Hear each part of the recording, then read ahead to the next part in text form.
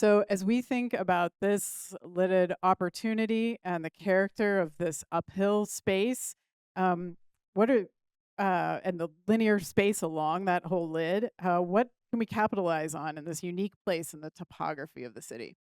So we have this I-5 scar that runs through the city. It's created this canyon between First Hill and Capitol Hill and downtown. But around the edges of that, right, people are living, there's businesses, right, there's things happening. And so to pay attention to those edges and then expand on the good things that are happening around those edges and bring that into the space. I think those are, when you do that exercise, you discover all sorts of great things. I think for me, I think a lot about the ability to connect neighborhoods. And I see a lot of people who live in certain neighborhoods that feel like maybe Boren Avenue or sometimes Madison is a, a obstacle for going from one neighborhood to another safely.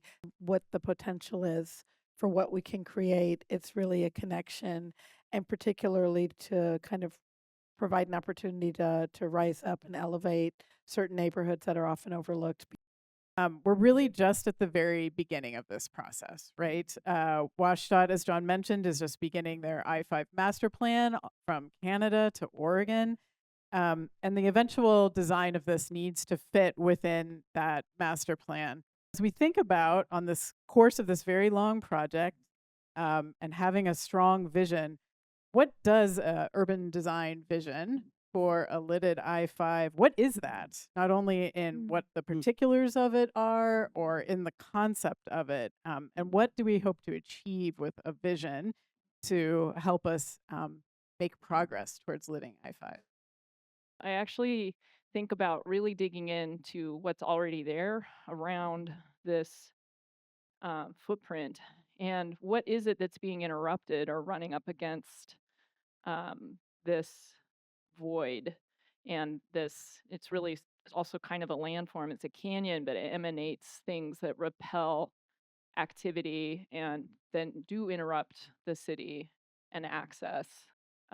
Really understanding the richness and the character of what's there and the systems, whether it's water, ecology, people, culture, architectural character, you really end up being prompted to look at all of our downtown and central city streets in that area if you look at that transect and the surrounding blocks. So I think this could be a really great prompt for us as a city to learn together about who we are and what this place is. Like to be part of something that has impact. We like to be part of something that's going to make a difference in our city. It's going to improve our lives and the lives of our neighbors in some material way. And so that's sort of the sense of grand. And I think all of us have a notion that this project has that potential, right? It can really transform our city and place in our city that's really defined by one modality today, and that's freeway. How are each of us going to experience this space? And you pick out the moments that actually have deep personal resonance for as broad a group of people as possible. I think earlier on we talked a little bit about the comp plan and just how we're looking at upzoning, and how one of the major complaints we hear from folks from different neighborhoods is that while we look at putting housing really close to transit, we also run the risk of putting a lot of affordable housing next to high traffic areas. And I think this project gives us the opportunity to actually create equitable, affordable housing really close to something that could be really beautiful, could be an open space, could be green, and maybe might kind of flip the usual perception that when you're really close to a highway, you're living in an area that is unhealthy and unsustainable. So I'm curious what you all think are the qualities and characteristics of a vision to achieve that, to be actionable and to inspire the necessary political will and action to make it happen. And so I think patience is important in a vision. Um, Also to have components and agility, that if the moment comes forward, you can move very quickly with. So you can take one piece and say, we can realize this component right now it's an early phase, and it feeds the larger grand vision. So I think those are sort of two thoughts. I think I would point to also messaging, getting everyone on board, Yeah. pushing it forward, and making sure that the people that are propelling the project aren't just the people involved with the project, and also how we can kind of leverage this to um, make Seattle a leader in how we address creating more green space, making more public life realm a part of the fabric of the city. What are those first, second, third catalyst projects or early implementation projects that could help this vision move forward?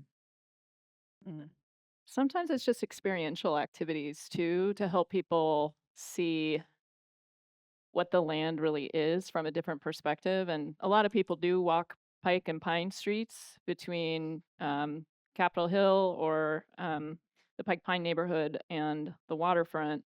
But, you know, there are those moments when you're talking to somebody about that and you realize this whole this whole town is a hillside waterfront town. And the Melrose Market is actually just a few blocks from the water.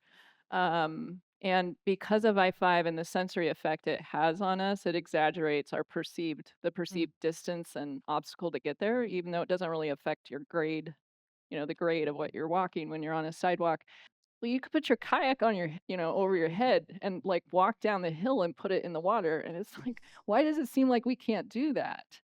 And then we were thinking, well, wouldn't it be nice if, like, what if you just had a bunch of people do that one day? Like, would it make people like realize that, like, just even as a art demonstration or something? Donna, you spoke about messaging. And these are really fun ideas. I'm wondering if you have examples of how you connect these kind of short-term ideas or these experiential activities to the longer-term vision.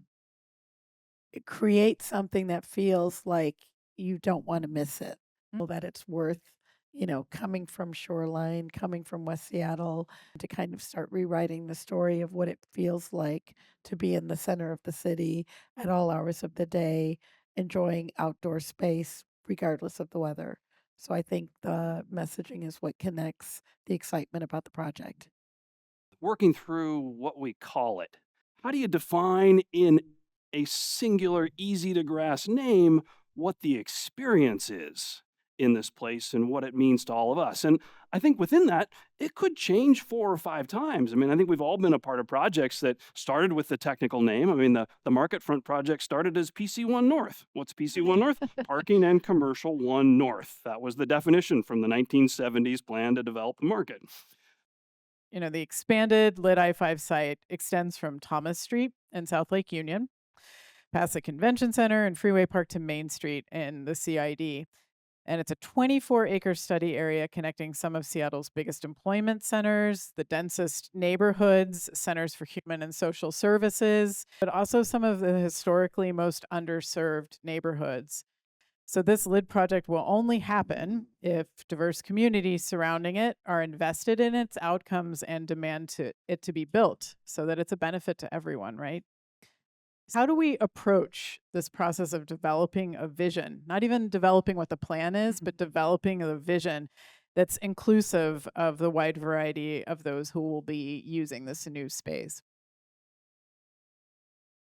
I think it's important when we look at projects that are so large that we value people who come to a project without experience, that we don't continue to have separate neighborhoods along this lid, but actually create some sense of connectivity and inclusion, welcoming, and the idea that end up with something that feels good to everyone and keeps people moving in a flow on what we call the lid, instead of feeling like, well, I just hang out in the lid in my neighborhood, or I use it only for this purpose, but to actually invite people to see it as something transformative within our city. Right? We often get hyper obsessed on our process. Did we reach 30 people? Did we reach 100 people? Do we do our outreach? And I think what's really important, even more important than that in many ways, is did we build the relationships? And building those relationships, you deepen the commitment and passion for the project. So investing in those person-to-person relationships, however we can, I think could really help. So, the lid has the potential of creating a lot of really needed open space within this densest part of the city, where there really is a shortage of open space, and also where there's the highest density of residents in the city. But how else could this lid serve some of the most pressing needs of Seattle? We definitely need more open space, no doubt. But we also need more land to provide the things that we are having trouble providing now, like housing.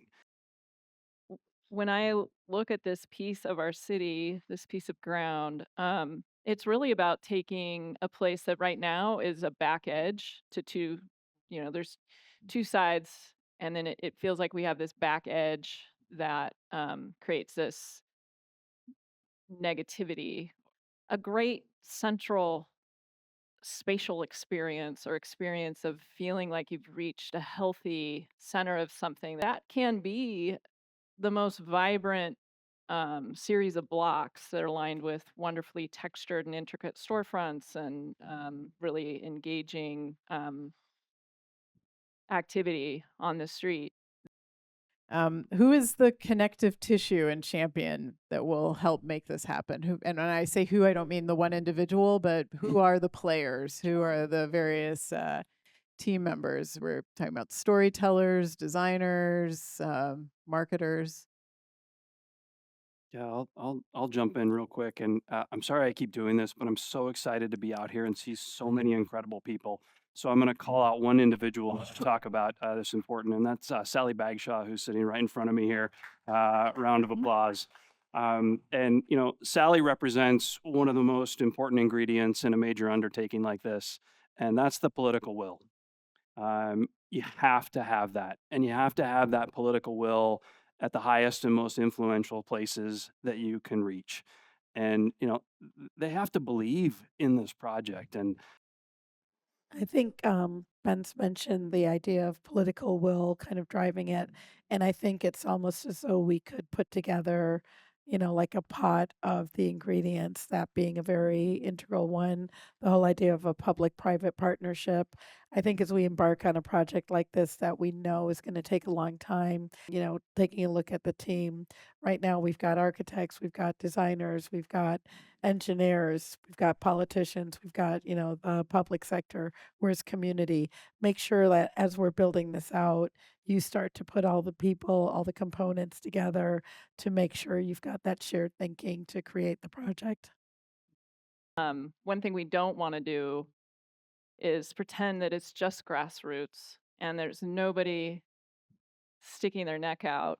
That needs to be an unpopular boss at times or champion. And then there's people championing all sorts of things, and they have to kind of focus on their thing to get it through, sometimes with friction with other things. And if we're all really conflict avoidant, like I am, nothing gets done. So ideally, there's both a few faces that are leaders, politicians, folks that are willing to say, this is my personal cause. But in Seattle, there's also the grassroots, and there's all of us. And it has to have that layer. That the next beer and culture event is February 5th. It's about with a focus on building partnerships at Wing Luke. And then February 19th, urban connectivity at Town Hall.